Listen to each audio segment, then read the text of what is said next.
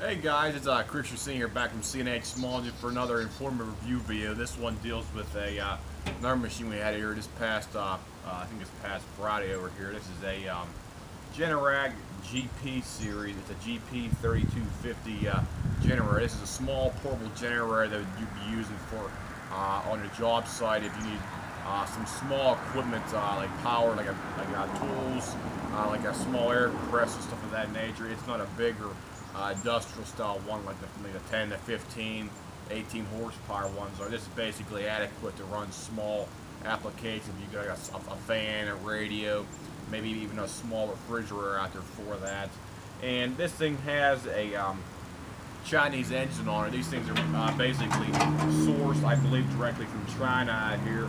And this one right here, it's a 2010 model number because if you look it up online, they have multiple serial numbers for each application out there for that. They made these from, like, I think back in 2009 up about 2014, I believe. So they have a wide variation for each specific model out there for that. And this one has an overhead valve. It's basically what I call a Honda clone engine. It's basically a cheap Chinese knockoff of a Honda engine out there for it. It's the horizontal shaft. It's about I'd say about 4 horsepower, 5 horsepower, somewhere around there. And that's basically what they put on this specific machine right here for that. This guy, he originally brought it to us because he was having, he quote claims it was like puking oil and stuff like that, and it was blowing oil, and it was just oil everywhere on there for that. Well, apparently the guy put way too much oil in the first place. You can only fill these things up to a certain amount on there. Plus, the machine has been sitting for probably about 2 years. He was also claiming, and the gas basically stunk like varnish in the tank on it, and the carburetor is all gummed up too. And we did some experimenting on here, and we cleaned the carburetor up, but we cleaned the OEM factory carburetor up pretty good right now, but it's still having some surging issues off and on because these specific carbs on the IPL parts listing, you have to replace them as a whole unit. You cannot rebuild them. You just take them off, slap a new one on, or put new gaskets, clean out the tank, clean out the fuel line, clean out the fuel filler, stuff like that. And the other thing on this one was the valves. The valves were almost, I say, obscenely out of spec on here. Normally, the valve's supposed to be within a certain amount of specs, depending on each machine out there. And these valves are basically, they were actually pushing on the intake and the exhaust basically the whole time on it. And this machine didn't even have any compression whatsoever. It was like basically reading 0 on my gauge the whole time when I was trying to pull it over. I was like, what the heck's going on here? I thought the guy might have blown the connecting rod or something like that on there. But the valves were basically super tight on there when they used to have a very small amount of slop on top of the rockers on there. And after we got the valves adjusted on there, we cleaned out the gas tank, cleaned out the carburetor, and to our surprise, the machine actually started up and ran pretty good over here for that. So I'm going to demonstrate how this one specifically runs. The other thing I noticed about this one as well too is they have a really big muffler system on the outside of these things too. It's sort of shaped like a big horseshoe out there, and or I should say more of like an oval shape out here. And they run extremely quiet, especially the smaller ones like this size. So it tends to not be like one of those droning sounds as the bigger machines have one or four of that. So I'll see if I can fire this thing up here right now. Make sure everything's on there right now.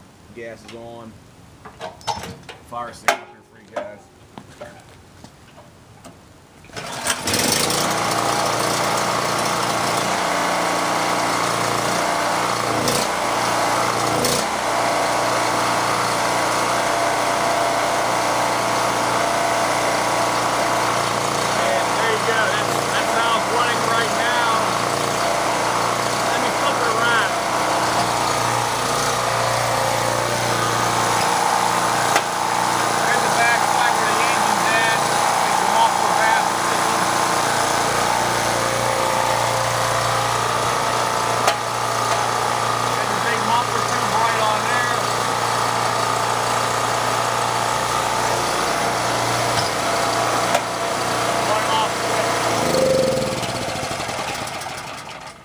So that's basically the whole review right there for that machine. It has the typical 4-prong outlet on most of these generators out there for that as well too.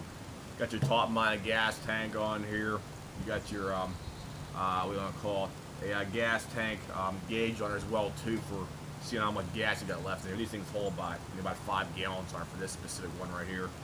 This one's gonna be pretty fuel thrifty, to say the least too, because basically what we did was we drained the whole tank out. The whole tank was basically full, and unfortunately all the gas really smelled sour, and it smelled like varnish, as I said before on there. And you have to get rid of all the gas in the machine. You gotta drain it all out, let the air get down inside there, dry it out, and just like flush it out on there, because you don't want any old gas or craps floating around down inside there, to prevent any future issues for that from a customer, a callback job and stuff like that. So that's basically my review of the Generac GP3250. This model is a 2010 model year, as I checked it up online. And unfortunately, they are made in China, because underneath the right-hand side, if you're looking at straight on with the engine's recoil unit, you have your badge underneath there. It's a rectangular badge, and it says Generac Power Systems made in China on here for that, and that's what it takes. Right, that's it. That's where it's manufactured at, and unfortunately, this is one of the cheaper ones out there, and they are more prone to problems, to say the least. So that's my review of it. If anybody has any questions, comments, whatnot, as usual, just drop me a message here, or just put a message at the bottom of the video, and I'll try to answer any kind of basic question you have about something similar to this, or if you're in the market for a smaller generator similar to this, and we'll go from there, guys. So have a nice day. I'll see you.